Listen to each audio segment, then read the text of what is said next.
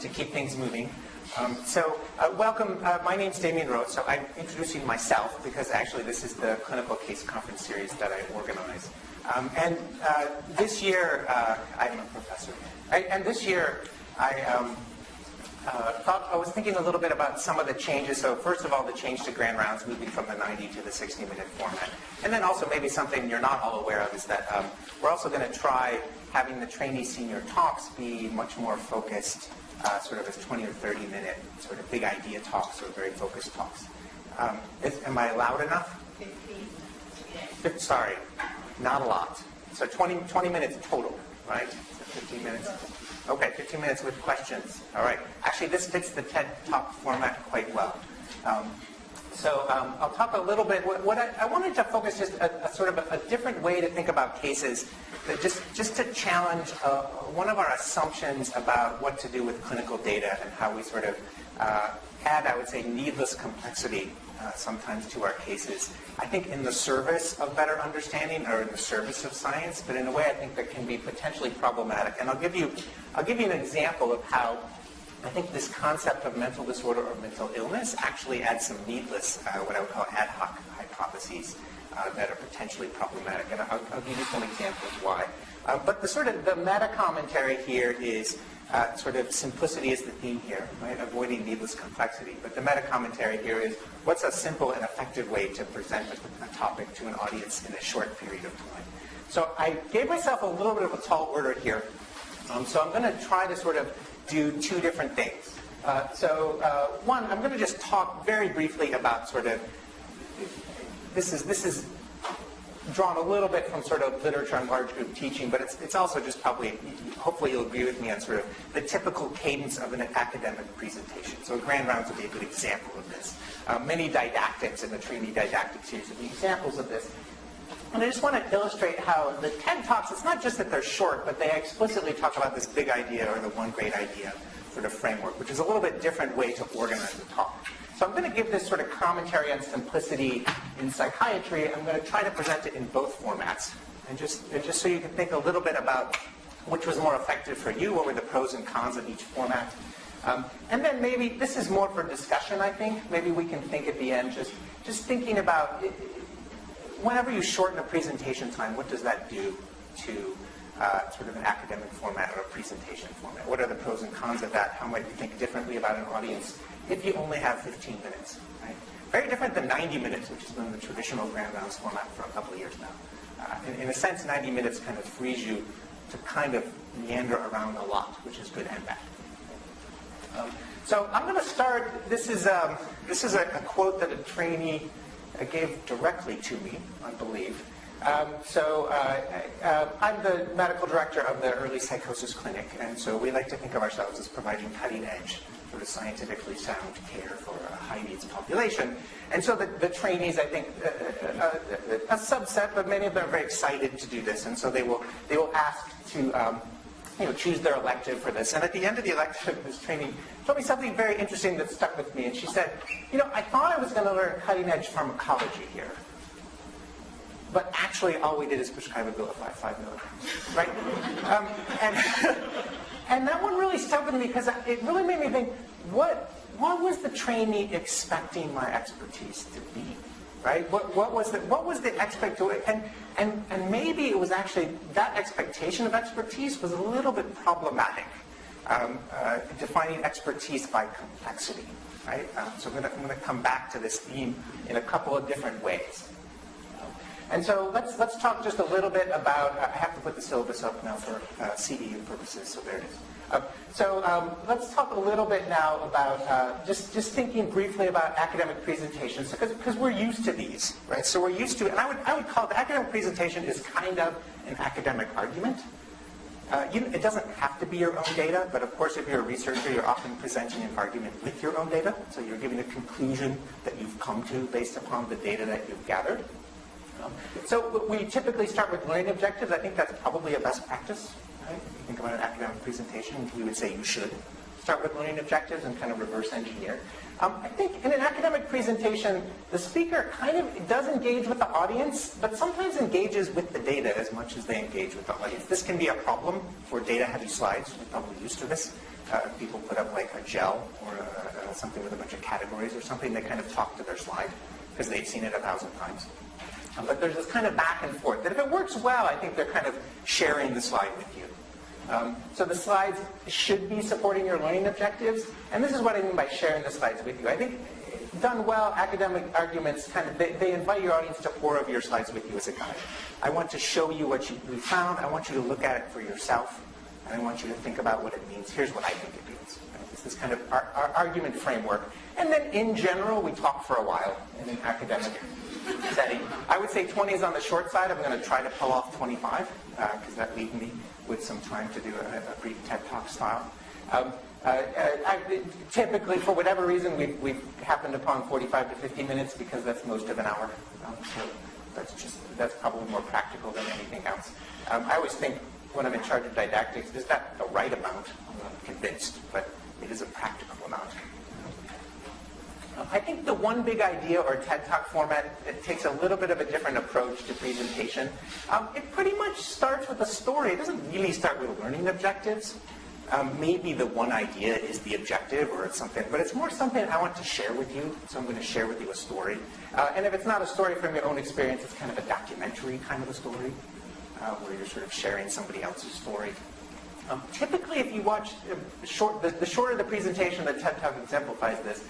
Mostly the speakers, even though they often have slides, they really aren't engaging with the slides. The slides are a true backdrop, and they're mostly just talking to the audience. So you don't see, you'll see me, I keep, with these text-heavy slides, I kind of have to look at them every now and then to keep my place. And so what that means for a TED Talk is that it's relatively few slides, and that the slides prioritize pictures over words. I will say straight up, this was the hardest one for me. It was very hard for me not to put my thoughts into words on the slide. Or few words, right? You might say few words. And again, this is a great example of, I kind of purposely did this. I'm showing you the TED Talk format in an academic argument style, right? These bullet points. This would be a typical style. I think one of the challenges for a TED Talk for a presenter is that they tend to be very brief. Some of them are even 3 or 4 minutes. I would say the average is closer to 10. 20 would be a long TED Talk. There are a couple that I found that were 20 or 21. That would be a very long TED Talk. Most of them are in the kind of 8 to 12 minute kind of range, plus or minus a couple of minutes. Which does mean that your slides, you really don't have time to engage with your slides in the same way. So it's not so much an argument as a sharing of an idea. So let's start with the academic argument approach to this concept of simplicity. And so we're going to try to experience the same data. This is an amalgamated case, but it's definitely a case that we would be familiar with in the early psychosis clinic. So let's talk about Virginia. So Virginia is this 21-year-old woman. Like a lot of the folks in our clinic, she's recently dropped out of college. She's currently living at home with her folks.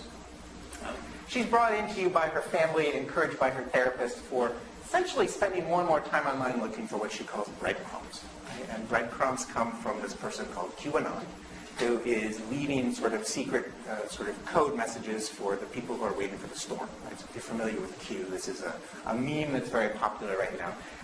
Q is the newest one. There's lots of versions of this kind of meme over the years. So she's ready to meet with you. She's met with a lot of providers before, and she actually wants to share some things with you. She's angry that Facebook and Twitter have gotten rid of her. She violated their hate speech policy. She thinks that's unfair. Why is some hate speech allowed and other hate speech is not? She's very upset by this. She does feel like she's tracked by what she calls Zuckerberg spindles. It's a little bit unclear what she means by this. It's something that they're probably malware programs, and she assumes that they originate in Russia, people who are tracking. She actually has relatives in Russia, and so she assumes that her relatives in Russia are sort of the locus of this, and the malware is what's spreading from the monitoring of her Russian relatives. And she knows you won't believe her, right? Because you're an authority figure, right? And you're just here to pretend that we have free speech in this country, right? So she knows the deal. So interestingly, she does decide to stick with you. I always wonder about this myself. But interestingly, she does decide to stick with you. And as you get to know her, you find out that there's this constant sort of referential bringing back that it becomes quite problematic. It seems like every time you meet with her, the next session she has something that she saw online from Q that indicates that either you're communicating with Q or Q is monitoring your conversations. And it's so obvious because last time we were talking about this and then Q sent a message that said this. So again, this idea that there's a larger conspiracy. And so, this is, there's a lot of challenges in sort of managing a case like this, building an alliance, thinking about diagnosis. But I think a typical academic argument or case would say, all right, here's some data. How are we going to make sense of this and organize this data? Right? So this would be the way if I was going to teach the trainees in a formulation class. I might start with something like this. I would say that we have this clinical data. We've actually gathered some over a couple of sessions now. Right? We're going to abstract that into what we consider meaningful clinical phenomenon. Right? So she tells you some stuff, you turn it into a particular phenomenon that you're going to do something with, or it counts as a symptom, it counts as a sign. And then we're going to take those phenomena and we're going to induce them. So we're going to say, well, if it's a psychotic phenomenon, we're going to look at psychotic syndromes. And then we're probably going to do this parallel process that I think it's worth separating out. And I'm going to argue that if you don't separate it out, it can add needless complexity. And that process is syndromal diagnosis is just that. Syndromes are things that tend to go together of unknown cause. What might be a potential cause or an explanation at a mechanistic sense is much more theoretical. It doesn't mean it's untestable or you shouldn't do it, but it's a separable process. So I usually say you should separate your theory and model concepts from your syndromal diagnosis. Be careful not to conflate those two things. And it's easy to do because there will be an urge for us to jump levels of complexity and have better and better, more scientific explanations. And so then, of course, the typical process that's iterative during an interview or during a case conference is then we would deduce back down and say, well, it's a psychotic phenomenon. Let's look at the schizophrenia syndrome diagnoses. Let's deduce back down and then ask about hallucinations, right? We got something about delusions. We induct up to schizophrenia. We deduce down to asking about hallucinations. You can also do this with theory and model concepts. So an example I often use is, aberrant salience is a theory and model concept that applies well to paranoia. And you can ask questions that relate to aberrant salience, for example. So this is sort of the process that I usually would, and then hopefully we're not going to talk too much about this in this shortened format, but hopefully you would then link those things to your treatment component and your treatment plan in some sort of logical or consistent way. This is the problem I was talking about earlier, and it's the problem of concept creep. And it's that if you're not careful, you start acting like the syndromes are the explanatory models. So you start saying, maybe this psychosis is caused by schizophrenia. Or if you're trying to be a little bit more careful, you might say by a psychotic process, which is basically not saying much new information. But in your mind, if you're careful, what you're going to start doing is you're going to start building a lot of things that assume syndromes are much more than they actually are. And it's going to be gratifying because it will be scientific in a sense, and I'll come back to what I mean by the fact that you can have concept creep and still be quite scientific. It's a problem. It's not solvable by just sort of having an experiment. And so I usually just fall back on the definition of science. I would make the argument that this error of concept creep can be consistent with all of these sort of assumptions about what makes an explanation scientific. So none of these things actually disallow you from assuming schizophrenia is a disease pathology. In fact, and if you look in the literature, we often test schizophrenia as if it's a disease pathology. We just assume it is. So we say schizophrenia is a brain-based disease that shows this slightly different brain imaging finding on a working memory task, right? So we use that type of language. So nothing, we're still being scientific with that concept creep. I'm just going to take a quick side note here because I always want the trainees to remind that science does not mean just saying molecules and then you're being scientific. Scientific is a process. You can use psychological concepts and be quite scientific. So it has nothing to do with, I think we get stuck by thinking we're supposed to be neuroscientists, and being neuroscientists means you say it's a dopamine problem or maybe a microcircuit problem if you're getting fancy. So this scientific, so it creates this problem. This is a philosophical problem that goes back a long time, right? Which is that what counts as a good explanation, right? So science would make an argument that scientific explanations are generally better explanations, but you can make quite convoluted, complex explanations that are congruent with testability and explanatory power and logic, and they can be quite internally consistent within their assumptions. Right? This is a problem with paranoid delusions, by the way. is that they tend to be logically consistent within their assumptions. So I think if we're talking about Virginia, we might think about it this way. We might say, well, the breadcrumbs that she's talking about, over time you learn that they're not just ideas of reference. She has a complicated belief system that links the breadcrumbs to her daily life. Right? So she has a structured delusion that Q is speaking to her, and that Q is somehow protecting her from these Russian malwares, or trying to. And that the people in authority, maybe even the medical doctors, are at least complicit in this process, if not outright engaging in it, or having knowledge of it. So again, there's always this sort of mixed trust that she has. You seem to be a caring person, but you're also a person who doesn't care about free speech. She's very ambivalent about you. Of course, you're going to induce up to schizophrenia spectrum disorders. That's a typical thing you would do with a delusion of reference. We would ask about hallucinations or delusions. I just want to bring up the concept creep here is, sometimes I frame it this way, it's sort of like, how would you explain it to her, or how would you explain to a colleague what the problem is? Right? And I think we often slip into language that is more complex than it needs to be. And so I came across, this is not my word, but it really stuck with me. And so another way of putting this is, call it the leprechaun problem. And so the leprechaun problem is, it's related, it's a ridiculous sort of example of what I was just talking about, which is that any explanation I can add the presence of a leprechaun to, and as long as I have a logically consistent leprechaun model, it actually is internally consistent within the model and follows the rules of science. Now, you and I would say, why add leprechaun, right?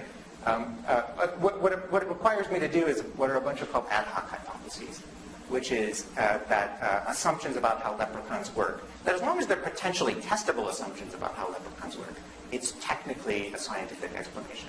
Right? Now, we all think it's ridiculous because we would say there's no evidence that leprechauns exist. Right? But technically, this is the problem with falsifiability. They're also not falsifiable. Right? Right? You can't falsify the presence of a leprechaun. And so it brings up this interesting philosophical question, which is, so what's the argument against leprechauns being involved in every mental process, right? What's the argument against that? And you would say probably there's not a strong argument against it. You would say there's no argument for it, maybe, right? And what you would fall back on probably is some version of avoiding needless complexity, or saying we actually don't need leprechauns to explain. They don't add any value to this explanation. The addition of the leprechaun, even though it's logically consistent within the leprechaun model you've given me, right, actually doesn't add anything new to the explanation that a simple explanation without leprechauns couldn't adequately explain. Right? So that's sort of the argument against the leprechaun model. And so the scientific argument is actually a little bit different. Now, of course, you want to be scientific. So these are things that in our own experience, we realize that we violate these ourselves a lot of the time anyway. So it's not that I'm saying that we're always scientific, but we can be scientific and still have a needless complexity problem. And the leprechaun is just a bizarre example of that. And so the sort of question then becomes like, well, okay, it's nice to say that needless complexity should be gotten rid of, but has that actually ever been supported by data? Right? Why wouldn't a complex model be just as good as a simple model? Right? Why do I have to pick the simpler one? I'm just going to give you an example from business that I found that really stuck with me, because I think I'm going to relate it to some of the ways that I think we often fail when we want to be complex instead of simple, or we think we're supposed to be complex. This is actually an argument from a research article from the Journal of Business Research.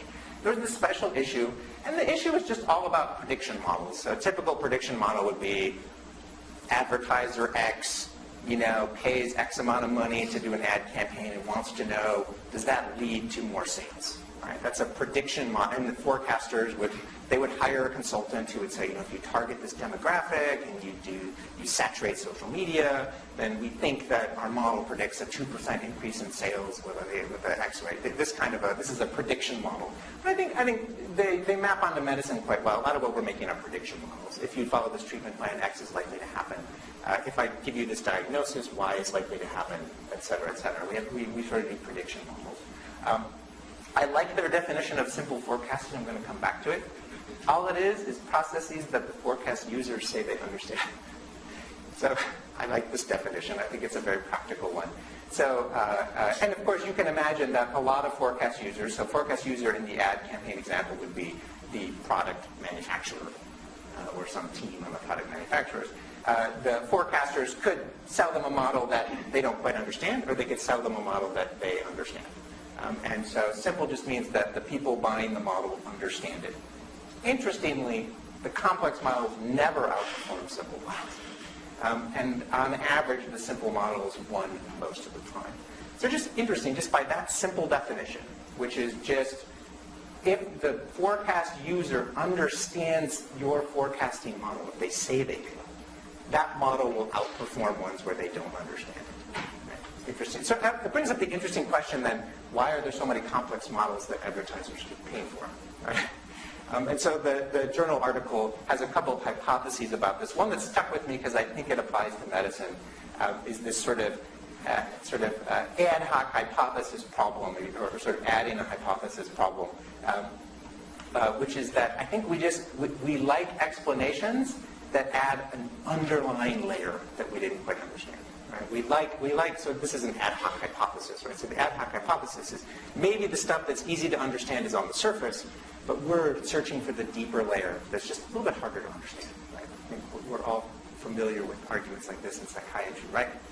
And so the way they framed this was nice. One of their main hypotheses for why simple models outperform complex models, and yet people still pay a lot of money for complex models, is that, oh shit, my slide is out of order. Excuse me. This never happens. That's enough. It's a leprechaun. It is. Actually, I know what I did. No, we don't have to. There's no need to add a leprechaun. So the leprechaun will come up later. You'll see. I'm just going to hold that for the TED Talk because it's the big idea argument. So sorry, I completed these two things. You can see it's hard for me to keep these separate because I'm very excited about this topic. So hold that excitement. But I want to take, what I wanted to focus on, the sort of academic argument, is I actually think that this type of complexity that may not add value is actually invited by the DSM. We are invited to add needless complexity. I'm going to show you what I mean. So the DSM, if you read its preamble, I'm always interested in the assumption that the interns probably dislike me because I'm always telling them they have to read the DSM. But I think it's valuable to read it because the DSM kind of had to say what its assumptions were, right? Because there's a lot of political pressure to do so, and people have critiqued it a lot. And so they had this whole kind of 25 pages of like, why we think this is a good idea, right? And so it's an interesting read, and it does. There's a couple of things that stick with me that I think push us towards needless complexity. So the first one is this statement, which I kind of agree with, but I just want us to think a little bit about the problem in this statement. So it's saying that it requires clinical training to recognize all these other things that maybe anybody could recognize. We could all recognize a protective factor and agree on it. But it requires training for us to see if those things are psychopathological. Right? It's interesting. I just want us to just think about this. It's interesting what they're saying here. They're saying that only the trained person can recognize when these common, easy-to-explain things are actually an underlying psychopathological condition. So it's an interesting invitation that I think is already an invitation to add a layer of complexity to the explanation. Right? Oh, it's not just that you had this combination of stressors and genetic background. It's that you have an underlying psychopathology, and my clinical training helps me identify that for you. How, I'm not sure, but that's the idea. And then combine that with the definition of mental disorder, which is always worth a read. It's extremely messy, but it'll walk us through the definition of mental disorder because it follows this same, I would call the needless complexity framework. So it starts actually pretty straightforward.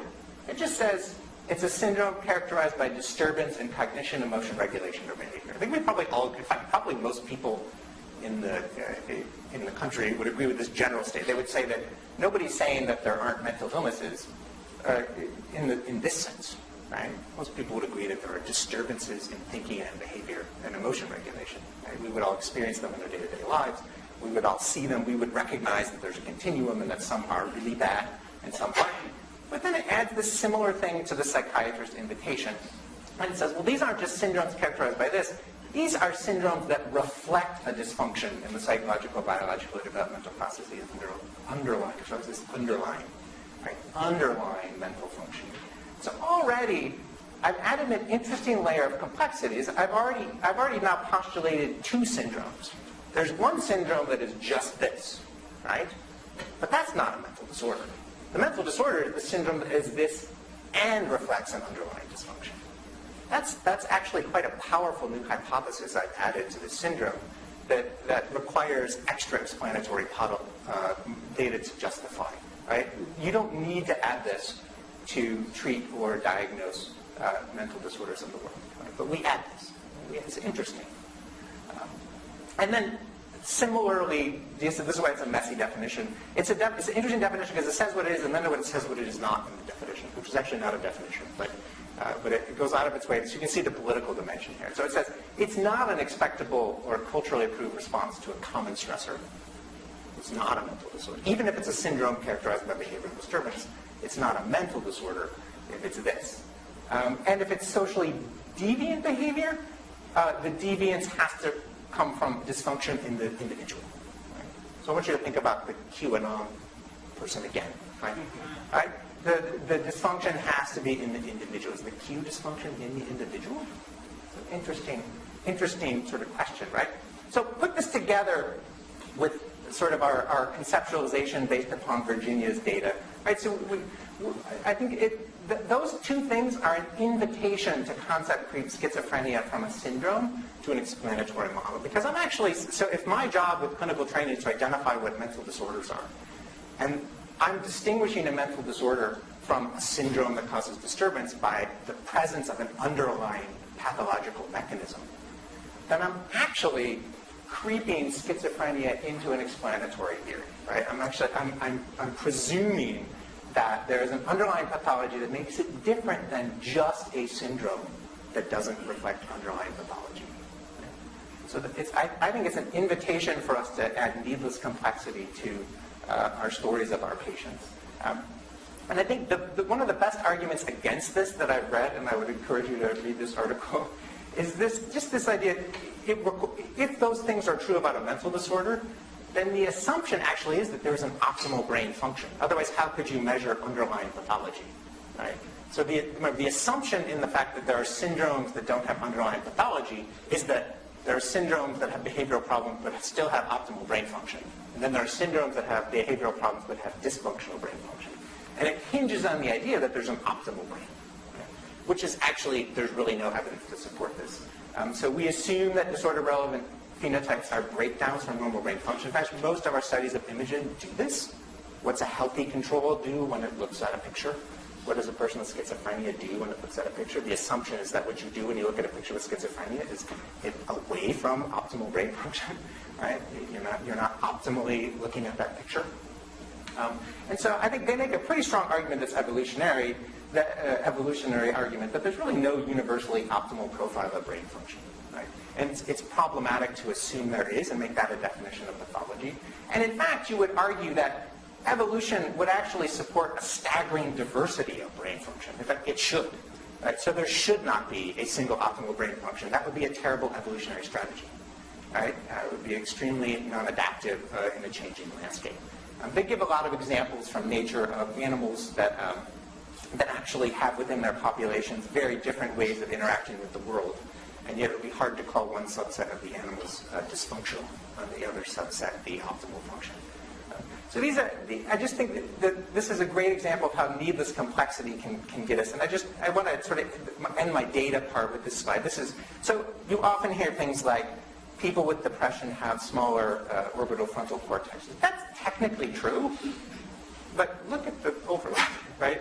So can I look at those two graphs and say that there's a meaningful difference? That the blue curve represents optimal brain functioning and that the red curve represents dysfunctional brain functioning. Right? It's very problematic, this assumption that we're going to compare people with unipolar depression to comparison patients, and that comparison patients have optimal brain functioning, and that any deviation, maybe the deviation is actually a good thing. know, right? There's really no, it's a very problematic argument that I would say adds needless complexity to our models. So I'll end my sort of academic argument part. This is a short talk, so we didn't cover a lot of ground. But I just want to remind us that our diagnoses are syndromes. They actually do an okay job of predicting outcome by themselves. I usually make this point when I teach about diagnosis. It's not that diagnosis has no value. In fact, defining a syndrome gives you a ton of epidemiologic information if you're scientific about it. So they actually do an okay job of predicting outcome. In particular, schizophrenia does a very good, I'm familiar with this one. It's a useful epidemiologic construct. But assuming that schizophrenia is a disorder that reflects underlying individual dysfunction may actually add a needless complexity layer that I'm not sure gives us any improvement on outcome. Right? It may actually confuse us and require a bunch of ad hoc hypotheses that don't add much to our clinical care. This is different than saying, I'm clearly interested in studying the population of schizophrenia and trying to understand how perception works. But I think it's problematic to assume that the syndrome of schizophrenia represents this underlying dysfunction. Right? That's what we're going to find. It's a big assumption. And I think it just leads to a host of unforeseen sort of ad hoc hypotheses. So I'm going to end the academic part here. I did finish in a half hour. And so I'm going to ask that if there are questions or comments that we hold them all to the end. And I'm going to actually do what I hope is a large gear shift. We'll see if this works. I'm sort of buried in the academic argument world, so it was an interesting stretch for me to try a TED Talk. And I didn't have a lot of time to practice it over and over again. So we're going to try to switch here to the big idea. And the big idea is that why should our explanations need saving? And maybe simplicity leads to better predictions. Right? That's my big idea. And so I just want to talk to you a little bit about how that big idea relates to psychiatry. So I'll just start by reminding us of who William of Ockham was. So William of Ockham was a Franciscan friar. He, I guess, did much of his practicing, sort of, I guess, what monks do. They sort of philosophize and pray and things, during the 14th century. And he is posthumously attributed this idea of Occam's razor. So we've probably all heard of Occam's razor. Basically, Occam's razor, it's sometimes interpreted as simple is better. It's not exactly what he was saying. What he's saying is, don't add needless complexity if you don't have to. That's basically, which means it should be as simple as it should be as complex as it needs to be, and no more complex. It doesn't mean it has to be simple. And so, what's interesting to me is that this concept, this philosophical concept, this is way before sort of what we call modern science, right? This is centuries before modern science. And so it's a very powerful idea if you think about the context. Although he was tried for heresy by the Church of England and actually had to flee to Munich. So interesting, this idea that I'm about to share with you was once considered quite a dangerous idea. So caution. But it was never really tested back then. And so if you kind of fast forward maybe 7 centuries or so, just one interesting test that I like to quote is that the Journal of Business Research in 2015 published an article that's showing where simple models outperform complex models. And I don't know if that was super surprising, but what was surprising to me was they put out a call 2 years before they published it was a review article that planned by the editors.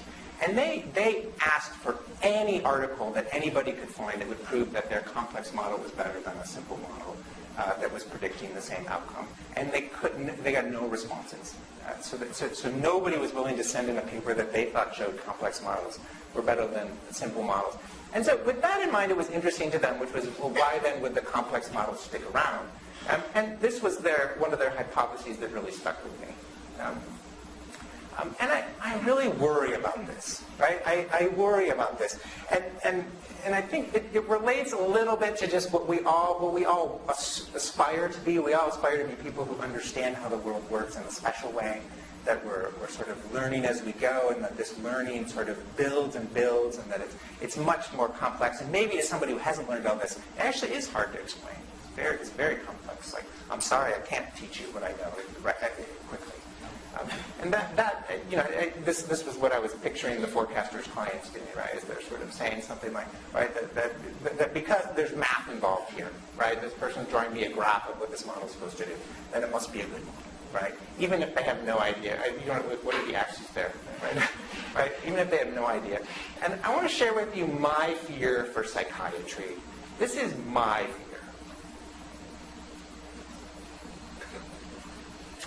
And I think I really worry about this. And I think it's because, in a sense, we get rewarded for it in some sense. I can actually imagine right on the top of my head 2 or 3 times where a supervisor said to me some version of, well, yes, it seems counterintuitive, but you'll understand it eventually. Or the depth that's involved here, the depth of understanding is hard for you to grasp right now, right? And this sort of idea that if what I'm saying to you is initially incomprehensible, that's actually reassuring, right? Or it's sort of a state. It's demonstrating my authority in some way. Right? If you're familiar with Richard Feynman, the famous physicist, he hated this. But I'm going to take a little bit. I don't want to take us too far off the track, but he really goes after this idea that to be smart, you have to be incomprehensible. He would make the argument that if you can explain it to anybody, that's the smartest. Right? That's the smartest person. And so I worry in our lectures that this is happening. This is a fear that I have. And I worry even in my own teaching, I might do a little bit of this to sort of come across as knowing a lot. I'm going to draw for you the auditory cortex when we're talking about hallucinations. And I will understand them at some level that you don't or you aspire to. It really gets to me, what is our sort of clinical mission? Right? And how does, and what's wrong with a simple model if the simple model works? I just want to struggle with that question. And so I'm going to fast forward to the present day. And so you're probably all familiar with the Q clearance patriot. It's been in the news a lot, so QAnon or just Q. So Q is supposedly a government insider who sends these breadcrumbs to people. And of course, as you can imagine, the breadcrumbs are often quite vague. And so you can read into them. But every now and then, Q gives a very specific one.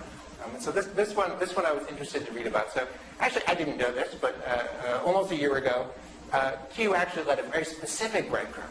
And that was that on the order of the President of the United States, there's going to be a state of temporary military control and special ops that's going to happen. I think it was to root out some, child abuse, something, conspiracy or something, right? But so Q is reminding everybody on the first that in a couple of days, stay alert, be vigilant, and please pray. Right? Be ready for this. This is part of the storm that is always in the background of the QAnon.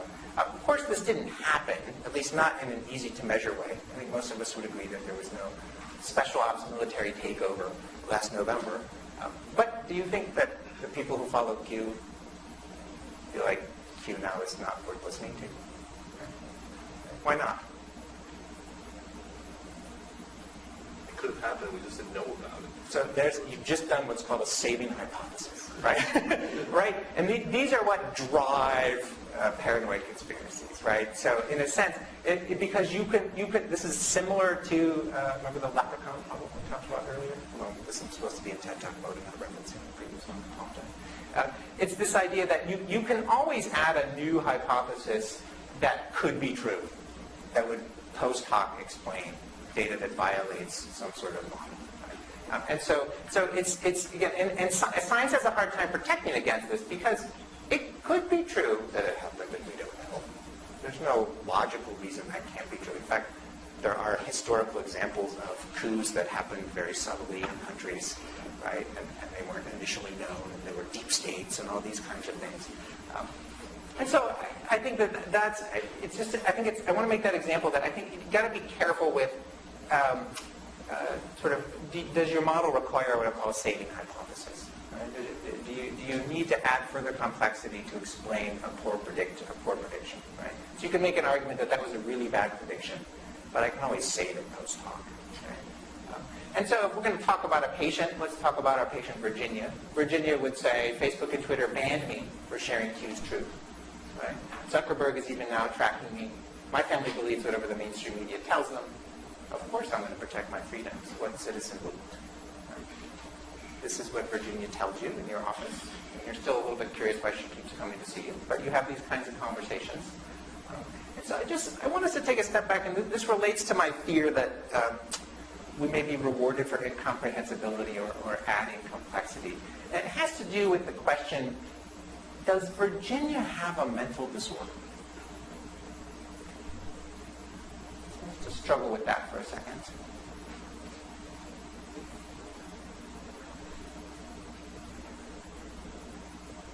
And if we say she has a mental disorder, are we actually inserting, without meaning to, our own saving hypothesis? Okay. I'm going to give you an example of what I mean. Does my expertise as a well-trained clinician telling Virginia's family that yes, she has a medical disorder actually add needless complexity to the discussion or the patient care? And may actually require me then to engage in a series of potentially saving hypotheses when my model that you have a mental disorder that's different than somebody else who believes in you implies. And I'll walk us through that in a minute. I showed this because that's my son's favorite building on Runway. I was just thinking about examples of saving hypotheses once I came across this concept.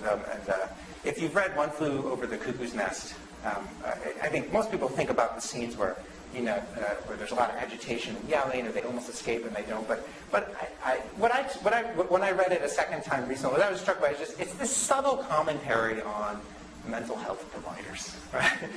And one of my favorite moments in the book is where the main character, right? So he kind of lies to get in there because he doesn't want to go to jail. And so of course, once he's in there, all the psychiatrists and the staff have to decide what his disorder is, and they're kind of baffled by him because he doesn't fit their sort of models of what a disorder is supposed to be. So it's psychosis, it's neurosis, it's antisocial personality disorder. And what's interesting is there's one scene where the sort of attending psychiatrist, who's not around a lot, right? It's mostly the residents. The attending psychiatrist, they're having a case conference, and they're all like, what's going on with this guy? It doesn't fit the Oedipal complex. This is in the era of psychoanalysis, right? It doesn't fit the Oedipal complex. It doesn't seem to be his relationship with his mother, and blah, blah, blah, blah. And there's this long pause, and they all look to the attending psychiatrist, and he says, reverse Oedipal. I didn't think about it at the time. This is the perfect saving hypothesis, right? So what does this do? This actually says, well, our concept of the Oedipal complex actually doesn't explain this guy very well. But I can save the concept of the Oedipal complex by just postulating a new variant of it that is the reverse Oedipal. It's still consistent with the Oedipal complex. It's just a variant that explains this guy. So the Oedipal complex so what's happening is the Oedipal complex still holds. We don't get rid of this theory. We just add this extra saving hypothesis to explain data that doesn't fit our original model. Right? And you can see over time how amazingly complex even a simple theory like the Oedipal complex can get if you did this. Right? Because part of the reason we got rid of it didn't do a good job of predicting anything. Right? So every time it has a poor prediction, you just modify it slightly by adding a new saving hypothesis. So you're making this more and more complex model of how childhood development works for men that starts to become almost incomprehensible. Right? But it sounds good, right? And this guy really, he's like, wow, I never thought it could be reversed, right? Like, whoa. And so I just come back to this. This is my fear for our field, guys. I worry this, and I think and it's independent of the jargon of the day. I gave you a psychoanalytic example. I think probably the neuroscience example would be the one I worry about more nowadays, or the imaging example. But if we come back to this concept of mental disorder, I put this up. I don't expect us to read this. This is a definition of mental disorder should not be this long. I'm sorry. We should be able to pare this down. And the reason we don't is we've actually included, because we say it requires underlying dysfunction, we actually have to include then a couple of saving hypotheses in the definition to justify that. And so I'm going to give you an example using purely just what Virginia told us about Q. And if Virginia is mentally ill by the definition of mental disorder in the DSM, this is what should be true. It should reflect an underlying dysfunction. So it's paranoia with an underlying dysfunction, not paranoia without an underlying dysfunction. I don't know how we discriminate between those two things, but that's what it should do. It should not be an expected or approved response to a common stressor, and it should not represent a conflict with society that exists entirely within Virginia. Right? Sorry, that it should. It should represent a conflict. And so just listen to the I want to show you visually the three saving hypotheses we're doing with Virginia to say that she has a mental disorder. We are saying that if you believe in Q, you have a different, obviously abnormal brain function from somebody who doesn't believe in Q. It's a remarkable statement. We are saying that if you think that a good response to what's going on in the news is to cheer for Mueller, then that's an approved response, and you're not psychotic. If you believe a way to respond to what's going on right now is to believe that there is somebody trying to save our country from a liberal conspiracy by blaming blaming the Russians is just a ruse, that's not an approved response to this common stressor. Right? So we're saying, so that's why it's a mental disorder. Maybe you might, if you were going to be more honest, you might say fewer people believe in Q. Might be the more honest response you might say. And then we're actually saying this remarkable statement, which is that the Q conspiracy conflict exists within Virginia. It doesn't exist outside of Virginia. Right? So that outside of Virginia, there's no Q conspiracy, right? Which is a ridiculous statement, right? Obviously not true. And so I think that just the concept of mental illness as described in the DSM pushes us to add needless complexity to our explanation. So I'll just leave you with, I think when I show this slide, I think most people might assume what I'm saying is this is how you build an alliance with a patient who has Virginia's sort of belief system. And it would be. I would make the argument maybe that's actually the best explanation to share with your colleagues. Not that she has a real psychotic disorder that reflects an underlying psychopathology. That adds I would argue that adds nothing to the description that we haven't learned already from talking about what the behavioral syndrome is. So I'll sort of end there with the big idea that our explanation should never need saving. So thank you very much.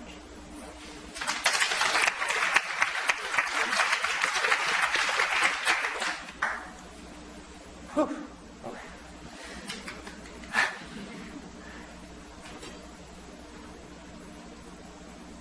Yeah, Andrea. Kudos for trying the two versions. I did want to acknowledge the fact that it's so hard. So my point is that you have just shown us how hard this is, and kudos to the residents who are going to do the senior talks in 15 minutes coming up in May. But just thank you so much for showing that it's actually very hard to convert thinking of years and years and years the way we've been, I guess, a culture in the culture of medicine and psychiatry and making it into a different big idea now. And of course, it does need a lot of practice.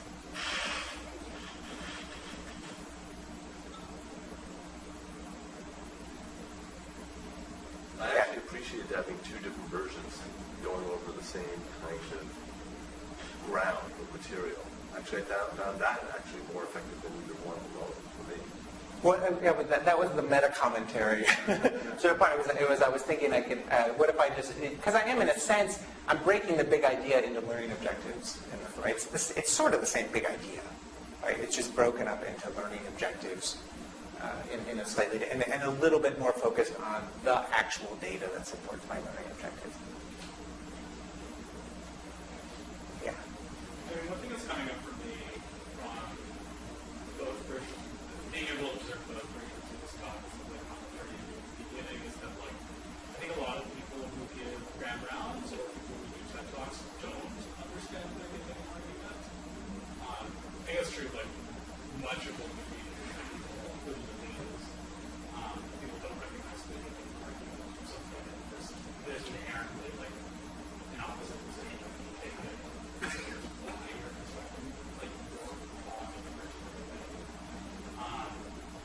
I mean, do you see any ways to go like that with the talks that we have to give or talks that we're So originally so the struggle for this was fitting it all in an hour, I really wanted to leave 5 or 10 minutes for questions.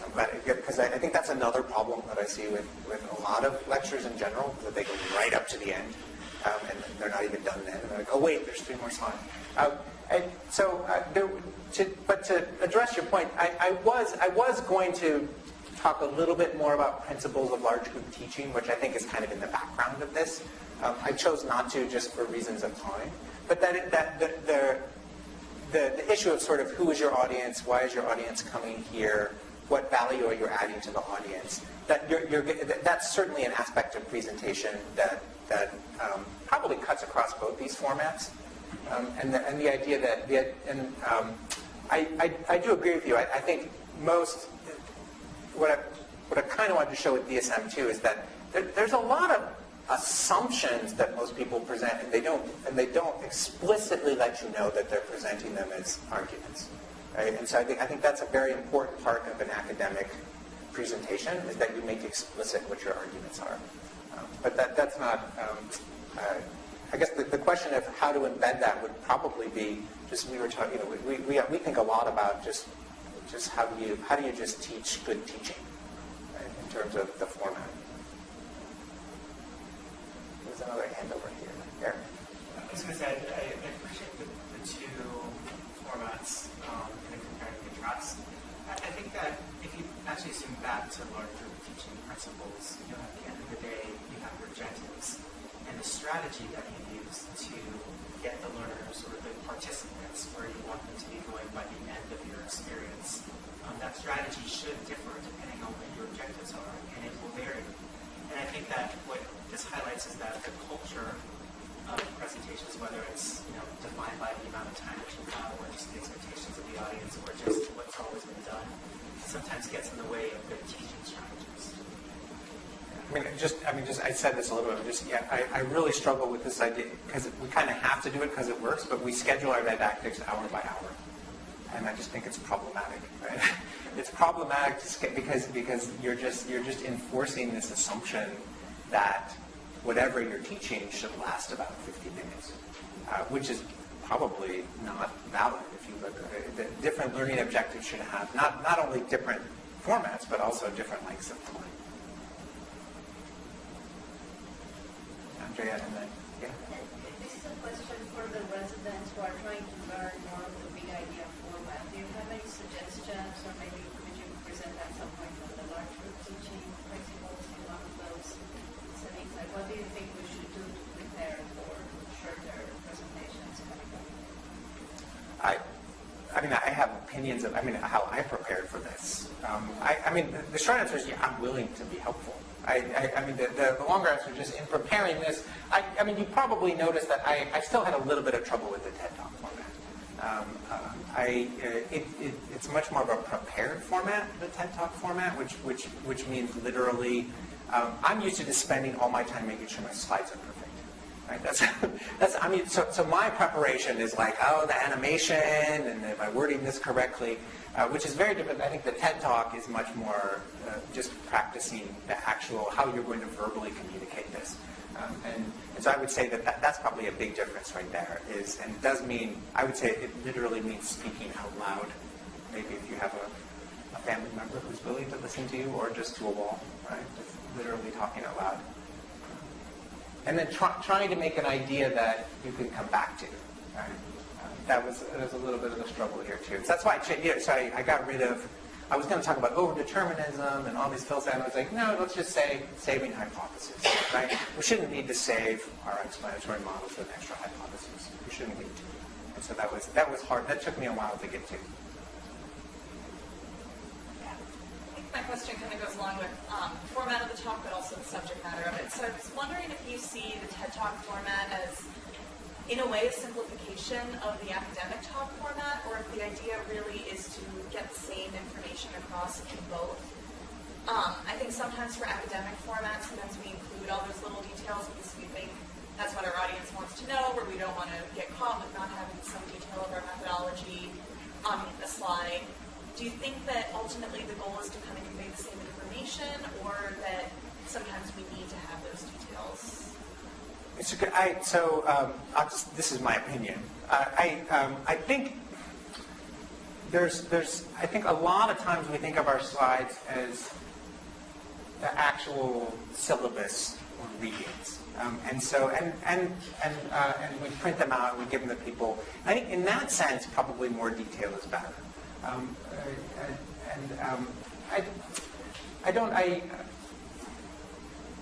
I think the grand rounds format is an interesting one because I think actually probably if there was a subset of this audience that was very interested in this topic, I think it would be valuable. In fact, the first version would even a little more detail would be more valuable. But to me, it also just goes. You're always dealing with learning theory, and learning theory is that people really don't take away more than a couple of things anyway.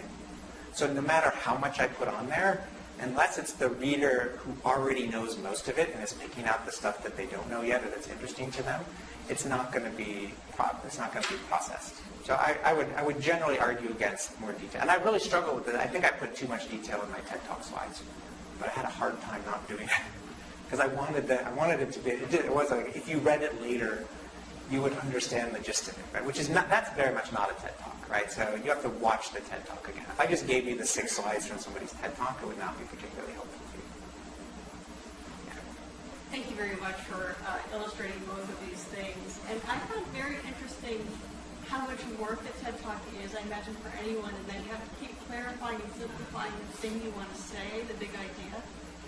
What do you think about the risk of presenting a pre-digested idea to an audience in an entertaining way? So they take it into their mind and say, oh, that's how it is. And actually, I don't think it encourages thinking. Oh, I'm glad you brought this up. I think there are a lot of fraudulent TED Talks. Am I being recorded? Right. So a clinic that will not be named give this really, I would say, fraudulent description of how neuroimaging can diagnose people. It's very problematic. But if you didn't know, and somebody showed you an image of a brain with holes in it, you would be like, how can we not? We are doing a disservice to our kids by not giving everybody a brain scan when they're diagnosed with ADHD. What about the kids with holes in their brains that we're missing, right? And it's very problematic. I've watched it twice just to make sure it makes me angry the second time too. And I don't know. I think that's just an inherent. I mean, there's also the TED culture. It's a little bit. You could do a TED Talk. The TED culture is a little bit of the kind of startup, like let's impress everybody culture too. You could do a TED Talk without that background. It doesn't. Like my idea is, I don't think it's like you've never thought of this before. It's more just sort of packaging it in a particular way to make a particular point. I think that particular strength of hitting the one big idea over and over again, actually, if you look at the motivation of the person presenting or what is the particular agenda that they have, they might want to sell you something or an idea, or it's really great propaganda, let's say, and it doesn't encourage independent thinking, I don't think. So I'm glad that there's some clinic that's like pushing some idea. There really should be some contrasting information at least available. Right, they're not set up. At least the TED Talks never show you the Q&A after, even if there is a Q&A, right? So it's not. It does have this like, let me impress you with my deep thinking, right, and get you on board with this. I would say one thing about the TED Talk that we as teachers should remember is that things that have emotion attached to them tend to be remembered better. And if there's some way we can use that to our advantage, we should. Of course, it can be manipulative also, but I think it's, the grand round style of the traditional talk is like, here's all this data, and then now I'm going to give you my interpretation. I hope you will share this interpretation with me. Whereas the TED Talk is a little bit more like, I'm going to prioritize all this data for you. I'm going to prioritize what I think is important amongst all these little data, amongst all the data, and I'm going to engage it with a kind of an emotion about some other thing that is important. It's interesting. I didn't think about this, but yeah, the TED Talk pulled for me to tell you all how worried I am. Right? Yeah. I'm really worried. I think this is a big problem for our field. I think that's an emotional statement for me. I think it's probably we do harm if we're not careful. All right, it's 9:30. Thanks everybody.